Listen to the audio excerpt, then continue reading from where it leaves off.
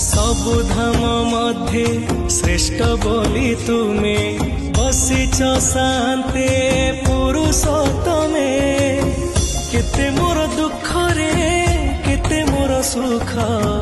देइछु मो भाग्य रे पड़िब मो भाग हिसाब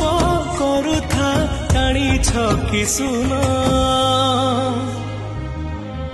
तुम जीवन धन शहेरु शहे तू हेले मु सुन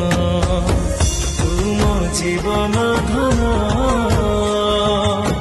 शहेरु शहे तू हेले मु सुन।